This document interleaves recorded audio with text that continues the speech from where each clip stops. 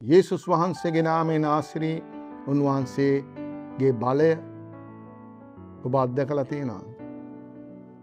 උන්වහන්සේ තමයි ලාසරස් මළුවෙන් නැගිට්ටේ. උන්වහන්සේ තමයි ලාදුරු රෝගියන් සුව කරේ. උන්වහන්සේ තමයි කොරුන් ඇවිද්දුවේ. අන්ධයෝ දකිති. උන්වහන්සේ නිසා යේසුස් වහන්සේ. ඒ යේසුස් වහන්සේ තමයි වාක්‍යයනෝ. ඒ වාක්‍ය ඔබගේ නිවසට පැමිණෙනවා මේ මොහොතේ. ඒ වාක්‍යය යවා උන්වහන්සේගේ බලය ඔබගේ ජීවිතය ස්ථිර කරන්න යනවා. වැලි කතරේ දිය ධාරාව ඔබගේ නිවසට පැමිණෙනවා.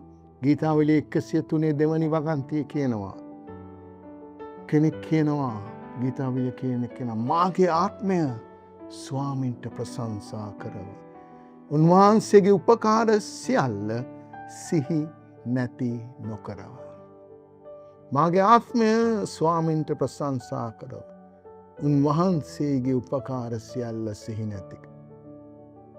ආදරණීය දේවදරුවනි, ඔබ උන්වහන්සේට ප්‍රශංසා කරලා උන්වහන්සේට ප්‍රශංසා කරනවාද මුළු හදවතින් ආත්මෙන් බලයෙන් ඔබ තුළ තියෙන සියලු බලයෙන් උන්වහන්සේට ප්‍රශංසා කරනවාද?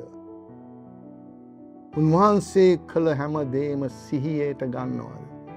උන්වහන්සේ කරමු උතුම්ම දේ කවදාකවත් සිහි නැති නොකරන්න.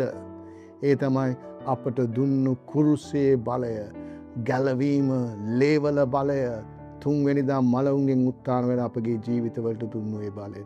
ඒ බලය හැම වෙලෙම සිහි කරන්න.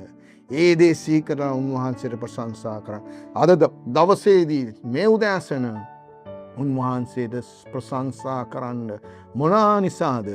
මේ විනාඩි කීපයේදී පමණක් මේ මුළු දවස තුලම උන්වහන්සේ ඔබට කරපු විශේෂම දේ, අපි හැමෝටම කරපු පොදු දේ තමයි කුරුස ත්‍යාගය. ඒක තුලින් ඔබට සමාන විට එක ආශිර්වාද ඔබගේ ජීවිතයට ලබා දීලා ඇති. ඒ හැම එකක්ම අද සිහි කළා උන්වහන්සේට ප්‍රශංසා කරන්න. යේසුස් වහන්සේ ඔබට ආදරේ උන්වහන්සේ ළඟදීම පැමිණෙනවා ගෙන යන්න. ජේසු පීඨයි.